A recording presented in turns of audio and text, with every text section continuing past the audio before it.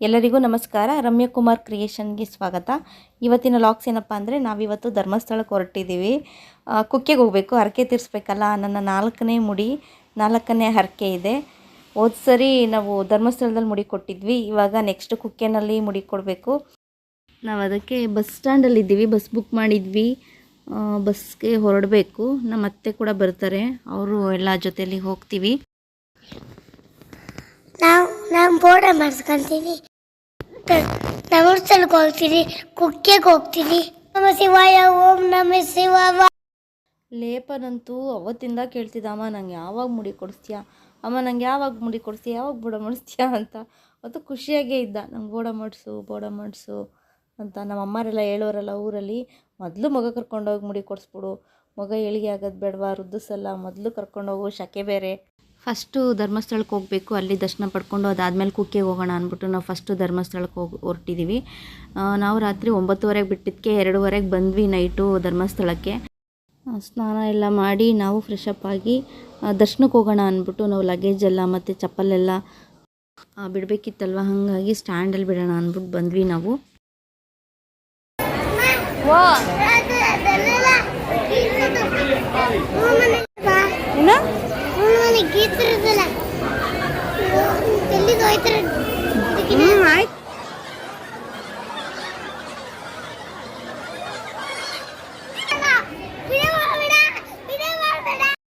ಇವಾಗ ನಾವು ದರ್ಶನಕ್ಕೆ ಹೊರಟಿದ್ದೀವಿ. ನಾವು ನೈಟ್ 2:30 ಬಂದ್ವಿ. ಒಂದು 5 ಗಂಟೆಗೆಲ್ಲ ಹೋಗಿದ್ರು ನಮಗೆ ಬೇಗ ದರ್ಶನ ಆಗಿರೋದು. ಆದರೆ ನಾವೇ ಸ್ವಲ್ಪ ಲೇಟಾಗಿ ಹೊರಟ್ವಿ. ಕುಕ್ಕೆಗಲ್ಲಿ ಸಂಜೆ ಅಷ್ಟೊತ್ತಿಗೆ ಹೋಗಬೇಕಾಗಿತ್ತು, ಹಂಗಾಗಿ ಟೈಮ್ ಇದ್ದಿದ್ದರಿಂದ ಚಳಿ ಬೇರೆ ಸ್ಟಾರ್ಟ್ ಆಗಿತ್ತು. ಅಷ್ಟು ಬೇಗ ಎದ್ದು ಸ್ನಾನ ಎಲ್ಲ ಮಾಡೋಕ್ಕಾಗಲ್ಲ, ಲೇಪನಿಗೂ ಸ್ನಾನ ಮಾಡ್ಸೋಕ್ಕಾಗಲ್ಲ ಅಂದ್ಬಿಟ್ಟು ನಾವು ಒಂದು 7 ಗಂಟೆಗೆ ಅಷ್ಟೊತ್ತಿಗೆ ರೆಡಿಯಾಗಿ ನಾವು ದರ್ಶನಕ್ಕೆ ಹೋಗೋಣ ಅಂತ ಬಂದ್ವಿ. ಇಲ್ಲೊಂದು 7-7:30 ಆಗಿತ್ತು ಅನಿಸುತ್ತೆ, 7 ಗಂಟೆ ಆಗಿತ್ತು ಅನಿಸುತ್ತೆ ನಾವು ದರ್ಶನಕ್ಕೆ ಬಂದಾಗ.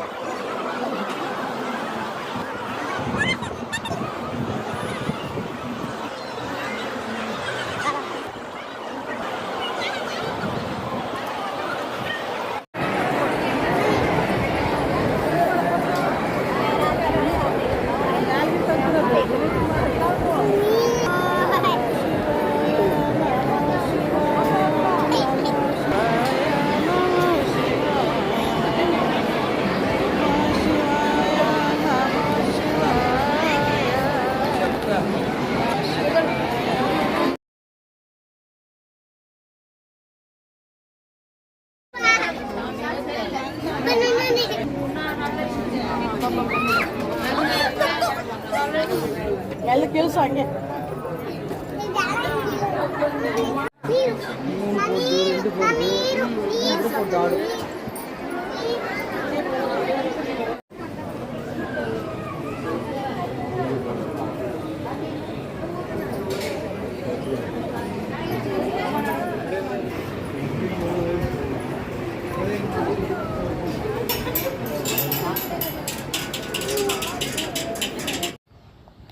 ದರ್ಶನ ಎಲ್ಲ ಆಯಿತು. ದರ್ಶನ ಮುಗಿಸ್ಕೊಂಡು ನಾವು ಆಚೆ ಬಂದು ಇಲ್ಲಿ ಫೋಟೋಸು ಮತ್ತು ವಿಡಿಯೋಸ್ ತೊಗೊತಾ ಇದ್ವಿ. ಫೋಟೋಸ್ ತೆಗೆಸ್ಕೊಳ್ಳೋಕ್ಕಂತೂ ಆಗಲಿಲ್ಲ, ಬಿಸಿಲು ಮುಖಕ್ಕೆ ಹೊಡಿತಾ ಇತ್ತು, ಕಣ್ಣು ಬಿಡೋಕ್ಕೆ ಆಗ್ತಾ ಇರಲಿಲ್ಲ, ಫೋಟೋಸ್ ಅಷ್ಟು ಚೆನ್ನಾಗೇ ಬರಲಿಲ್ಲ.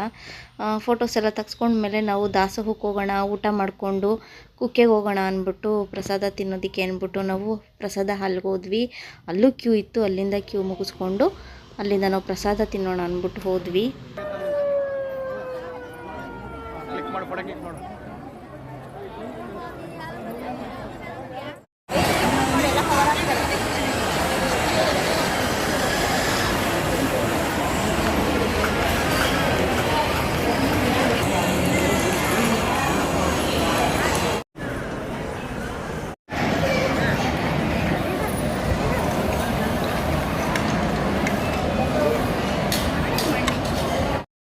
ನಾನಿಲ್ಲಿ ತುಂಬ ಇಷ್ಟಪಟ್ಟು ಭಕ್ತಿಯಿಂದ ಬರೀ ನೆಲದಲ್ಲಿ ಊಟ ಮಾಡಿದೆ.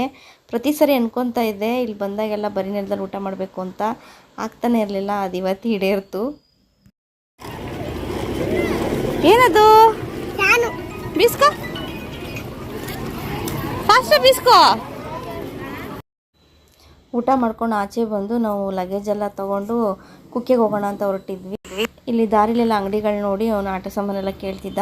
ಅವ್ನಿಗದೇನೋ ಆಟ ಸಾಮಾನು ಅಂದರೆ ತುಂಬಾ ಇಷ್ಟ. ಕೇಳಿದ್ಮೇಲೆ ಕೊಡಿಸ್ಬಿಡ್ಬೇಕು. ಅದು ಆ ಥರ ಅಂಗಡಿಗಳು ಕಂಡು ಅಂದರೆ ಮುಗ್ದೋಯ್ತು ಕತೆ, ಕೊಡಿಸ್ಲೇಬೇಕು. ಹಂಗಾಗಿ ಯಾವುದೋ ಫ್ಯಾನ್ ಇತ್ತು, ಚೆನ್ನಾಗಿತ್ತು, ಫ್ಯಾನ್ ಇಷ್ಟಪಟ್ಟು ಕೊಡಿಸ್ಕೊಂಡ. ಇಲ್ಲೆಲ್ಲ ಆಲ್ಮೋಸ್ಟು ದೊಡ್ಡವರು ಕೂಡ ಫ್ಯಾನು ತೊಗೊಂಡು ಎಲ್ಲರೂ ಸೆಕೆ ಬೀಸ್ಕೊಂಡು ಓಡಾಡ್ತಿದ್ರು ರೋಡಲ್ಲೆಲ್ಲ, ಅಷ್ಟು ಸೆಕೆ ಇತ್ತು. ಬೆಳಗಿನ ಜಾವ ಚಳಿ ಇತ್ತು. ನಾವಿವಾಗ ಕುಕ್ಕೆಗೆ ಹೊಟ್ವಿ. ಬ್ಯಾಗ್ ಅಂತೂ ಸಿಕ್ಕಾಪಟ್ಟೆ ಭಾರ ಇತ್ತು. ಕುಕ್ಕೆಗೆ ಹೋಗ್ಬೇಕಲ್ವ, ಅಲ್ಲಿ 2 ದಿನ ಇರಬೇಕು, ಹಾಗಾಗಿ ಬಟ್ಟೆಗಳು ತೊಗೊಂಬಂದಿದ್ವಿ. ಅಲ್ಲಿ ಪೂಜೆಗೆಲ್ಲ ಬಟ್ಟೆಗಳು ಹಾಕ್ಕೊಬೇಕು, ಸೀರೆ ಎಲ್ಲ ಹಾಕ್ಕೊಬೇಕು, ಹಾಗಾಗಿ ಬ್ಯಾಗ್ ತುಂಬ ಭಾರ ಇತ್ತು. ಫ್ಯಾನ್ ನಂದದು, ನನಗೆ ಕೊಡಬೇಕು ಮೇಕಪ್ ತಗೊಂಡು ಹೋಗಕ್ಕೆ. ಯಾಕೆ ಇಲ್ಲ, ಚಾರ್ಜ್ಗೆ ಹಾಕ್ಬೇಕು. ಈ ಚಾರ್ಜ್ಗೆ ಹಾಕಂಗಿಲ್ಲ, ಕೊಡು.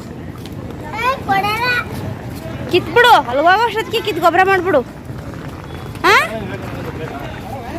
ನೋಡಿ ಬೇಡ, ನೋಡ್ತಿದ್ರೆ ತಗೊಬೇಕು ಅಂತ ಇಷ್ಟ ಆಗ್ತೈತೆ ಅದನ್ನು. ಇಲ್ಲಿ ಧರ್ಮಸ್ಥಳ ಬಸ್ ಸ್ಟಾಪಿಗೆ ಬಂದ್ವಿ. ಅಪ್ಪ ನಗಬೇಕು ಒಳಬೇಕು ಒಂದು ಗೊತ್ತಾಗಲಿಲ್ಲ. ಫ್ರೀ ಬಸ್ಸು ಅಂತ ಜನ ನೋಡಬೇಕಿತ್ತು. ಸೀಟ್ ಹಾಕೋಕೆ ಎಷ್ಟು ನುಗ್ಗಲು ಅಂದರೆ ಒಂದು ಕಡೆ ಸಿಕ್ಕಾಪಟ್ಟೆ ನಗು. ನಾವು ನೋಡ್ಕೊಂಡು ಸುಮ್ಮನೆ ನಿಂತ್ಕೊಂಡ್ಬಿಟ್ವಿ, ಅಷ್ಟು ರಶ್ ಇತ್ತು.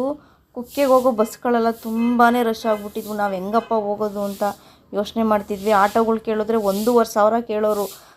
1,500 ಕೊಡಿ ಕರ್ಕೊಂಡು ಹೋಗ್ತೀವಿ ಅಂತ. ಹಿಂಗೆ ನೋಡೇ 4-5 ಬಸ್ ಬಿಟ್ಬಿಟ್ವಿ. ಆಮೇಲೆ ಟೈಮ್ ಆಗೋಗುತ್ತೆ ನಮಗೆ ಹೋಗೋದಕ್ಕೆ ಅಂದ್ಬಿಟ್ಟು ನಾವು ಆಮೇಲೆ ನುಗ್ಲಾಗೆ ಹತ್ತಂಗಾಗೋಯ್ತು. ಇಲ್ಲಿ ಡ್ರೈವರು ಹತ್ತುತ್ತಾರಲ್ಲ, ಆ ಡೋರಿಂದನೂ ಹತ್ತುತ್ತಾಯಿದ್ರು ಲೇಡೀಸ್ಗಳು. ಆಮೇಲೆ ಕಿಟಕಿನಲ್ಲೆಲ್ಲ ಮಕ್ಳುಗಳ್ನ ಕೊಡೋದು. ಯಪ್ಪ ನೋಡಬೇಕಿತ್ತು, ಏನಾದರೂ ಅಪ್ಪಿ ಬಿದ್ದರೆ ಏನಪ್ಪ ಕತೆ ಅನ್ಸೋದು. ಅದು ನೋಡೇ ಭಯ ಆಗೋಯ್ತು. ಯಾವತ್ತೂ ಇನ್ನೆಲ್ಲೂ ಹೋಗ್ಬಾರ್ದಪ್ಪ ಬಸ್ಸಲ್ಲಿ. ಕಿಟಕಿನಲ್ಲಿ ಸೀಟ್ ಹಾಕಿದರೆ ಹತ್ತಿ ನೋಡೋ ಅಷ್ಟೊತ್ತಿಗೆ ನಾವೇನು ಸೀಟ್ ಮೇಲೆ ಹಾಕಿರ್ತೀವಿ ಬಟ್ಟೆಗಳು ಅದು ಇರ್ತಾನೆ ಇರಲಿಲ್ಲ.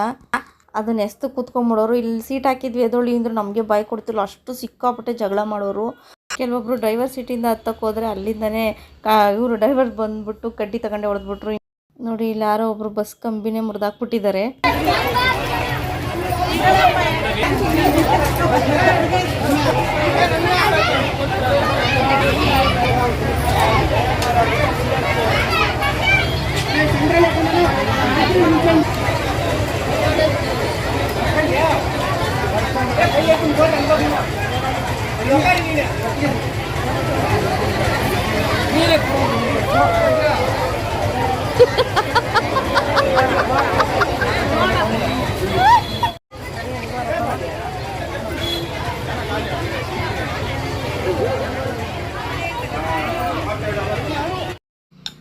ಪಾಪ ಡ್ರೈವರ್ ಮತ್ತು ಕಂಡಕ್ಟ್ರ್ ಪರಿಸ್ಥಿತಿ ಹೇಳೋಕ್ಕಾಗಲ್ಲ ನಿಜ. ಅಷ್ಟು ಅವ್ರು ಅವಾಯ್ಡ್ ಮಾಡ್ತಿದ್ರು. ಕೋಲೆ ತಗೊಂಬಂದ್ಬಿಟ್ರು ಹೊಡಿಯೋರಂಗೆ ಹೊಡೆದ್ಬಿಡ್ತೀವಿ ಹೋಗಿ ಆ ಕಡೆ ಅಂದ್ಬಿಟ್ಟು ಅಷ್ಟು ಟಾರ್ಚರ್ ಕೊಟ್ಟರು ಜನಗಳು. ಪಾಪ ಅದು ನೋಡೋಕ್ಕಾಗಲಿಲ್ಲ ಬಿಡಿ. ಕೊನೆಗೆ ನಮಗೂ ಬಸ್ ಸಿಕ್ತು. ನಮ್ಮ ಹಸ್ಬೆಂಡ್ ಸೀಟ್ ಹಾಕ್ಕೊಂಡಿದ್ರು, ಸೀಟು ಸಿಕ್ತು. ನಾವು ಕುಕ್ಕೆಗೆ ಹೊರಟ್ವಿ. ಇದು ಒಂದು ಪಾರ್ಟ್ ಆಗಿದೆ. ನೆಕ್ಸ್ಟ್ ಪಾರ್ಟು ನಾನು ಕುಕ್ಕೆನಲ್ಲಿ ಹೇಗೆಲ್ಲ ಪೂಜೆ ಆಯಿತು, ಮುಡಿ ಕೊಟ್ಟಿದ್ದು ಅದೆಲ್ಲ ನಾನು ವಿಡಿಯೋಸ್ ಅಪ್ಲೋಡ್ ಮಾಡ್ತೀನಿ. ಹೀಗೆ ನನ್ನ ವಿಡಿಯೋ ನೋಡ್ತಾ ಇರ್ರಿ. ಲೈಕ್ ಮಾಡಿ, ಕಮೆಂಟ್ ಮಾಡಿ, ಶೇರ್ ಮಾಡಿ. ಹಾಗೆ ಯಾರ್ಯಾರೆಲ್ಲ ನನ್ನ ಚಾನಲ್ಗಿನ್ನೂ ಸಬ್ಸ್ಕ್ರೈಬ್ ಆಗಿಲ್ಲ ಪ್ಲೀಸ್ ಎಲ್ಲರೂ ಸಬ್ಸ್ಕ್ರೈಬ್ ಆಗಿ. Thank you for watching.